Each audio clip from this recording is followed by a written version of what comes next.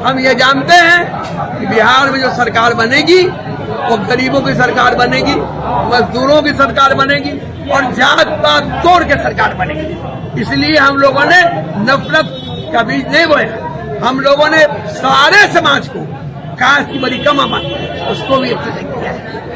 हम लोगों ने मराठी समाज को 15 टिकट दिया है, राजपूतों को भी बड़ी संख्या में टिकट दिया है, 10 ब्राह्मणों को टिकट दिया है। मैंने सभी जात के उम्मीदवारों को टिकट दिया है, 31 मुसलमानों को भी टिकट दिया है। और हमारा उम्मीदवार जात के आधार पर वोट मांग भी नहीं रहे, हम विकास के उम्मीदवार पर वोट मांग रहे हैं और बिहार के नौजवानों को नौकरी देने के आधार पर वोट मांग रहे हैं। हम पलायन रोकने के सवाल पर वोट मांग रहे हैं। लास्ट सवाल है आपसे, विपक्षी पार्टी बोल के यह वोट मांग रहा है कि उनके पिताजी को जो थे तेजस्वी यादव का वो चारा घोटाला में चले गए, उनका बेटा भी होगा तो घोटाला ही करेगा। एक बात सुनिए, ये कोई मीडिया को पूछने का राइट नहीं है। अमित शाह पर केस था, करीपाल थे, सरकार ने केस विड्रॉ कर लिया। जो यूपी के मुख्यमंत्री हैं उन पर कौन तरह का केस नहीं था, उन्होंने खुद अपने पर केस विड्रॉ कर लिया। उसके बाद सबसे भ्रष्ट कह रहे थे वो किसको, शरद पवार के बेटे को, अजीत पवार को, उनके साथ चले गए, सबसे ईमानदार हो गए। फिर आप देखिए वो कह रहे अभी तमिल इसके आंध्र प्रदेश के मिनिस्टर कौन है, चंद्रबाबू नायडू, उन पर कितना सीबीआई केस था, सब माफ हो गया सरकार में है। तो होता यह है कि वाहिद आदमी लालू यादव है जो भाजपा के सामने सर नहीं झुकाया, इसलिए वो चोर है। आपकी पार्टी जो घोटाला निकाली हुई थी तो क्या वो भी माफ हो जाएगी? क्या निकाली हुई थी? नीतीश कुमार का जो घोटाला जो बताया गया था कुछ दिन पहले, नीतीश कुमार इतना घोटाला के तो एक बात सुनिए, ये उनके लोग भी कह रहे, 7 पुल गिरा, प्रेस वाला कह रहा था, नहीं बात समझा।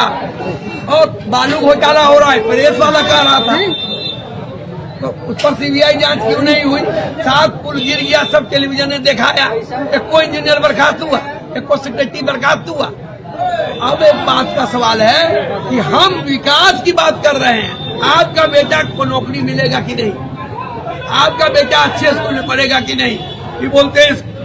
असल दिक्कत क्या है, यहाँ आम आदमी बड़ी चीजों में फंस जाता है, अपने परिवार के बारे में नहीं सोचता कि मेरी माँ का इलाज कैसे होगा, मेरी माँ को जेब में पैसा कहाँ से आएगा, वो वृद्धा पेंशन कितना मिलेगा जो उस अपना घर चला ले, उस औरत को कितना पेंशन मिलेगा जो अपने किस्तों पर खरीद ले, उस लड़की को कितना पैसा मिलेगा जो कर ले।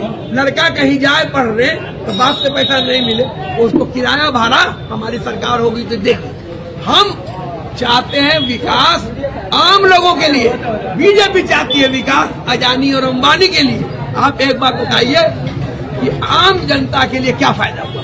लालू यादव थे, लालू यादव के बाद मुजफ्फरपुर में सबसे बड़ा कारखाना था रेलवे का, वो माल ढोने वाला डब्बा बनाने का, करेक्ट, वो कारखाना बंद था, लालू यादव ने चालू किया, मोदी जी ने बंद कर दिया। लालू यादव ने चक्का कारखाना खोला सोनपुर में, चालू है, पूरे देश के रेल में चक्का कारखाना चल रहा है।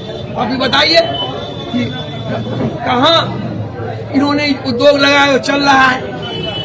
देखिए कपास का यहाँ था कारखाना, खत्म है, कागज बनाने का कारखाना दरभंगा समस्तीपुर में था, बंद है, कर दिया इन लोगों ने। ये लोग सिर्फ बंद करना जानते हैं और बड़े पूंजीपतियों को उसी पर एक मोतीपुर मिल में से कुछ जमीन 10 कट्टा 5 कट्टा बड़ा अभी 1,000 एकड़ 1 रुपए एकड़ के हिसाब से दिए हैं। हमको 1,000 एकड़ मोदी के हिसाब से मोदी जी हमको दिलवा दे, हम उनसे अच्छा कारखाना खोलेंगे। चलिए, जाते जाते आप बिहार की जनता को क्या आदेश दीजिएगा? देखिए, हम कोई जनता को आदेश नहीं दिया जाता है, ये भाजपा वाले मोदी जी देते हैं। जनता मालिक है, मालिक से निवेदन किया जाता है, मालिक चाहेगा तो सत्ता बदलेगा, मालिक नहीं चाहेगा सत्ता नहीं बदलेगा। पर इस बार जो मालिक है, जो जनता है, वो बदलाव चाहती है। पूरे बदलाव में, पूरे बिहार में बदलाव की लहर है और तेजस्वी यादव को मुख्यमंत्री बनाने की लहर है। और उसमें समाज का हर तबका, हम यहाँ अखिलियतों के इलाके में घूमे थे, तो वो एक एक आदमी आके वोट दे रहा है और हमको कुशवाहा समाज, हर समाज का वोट पहली बार है जो हमारी तरफ है और लोग बदलाव चाहते हैं। हम जात पात धर्म पर वोट नहीं मांग रहे हैं, हम विकास पर वोट मांग रहे हैं, बेरोजगारी पर वोट मांग रहे हैं, पलायन पर वोट मांग रहे हैं, इन समस्याओं के हल पर। चलिए, आप देख रहे थे खबर।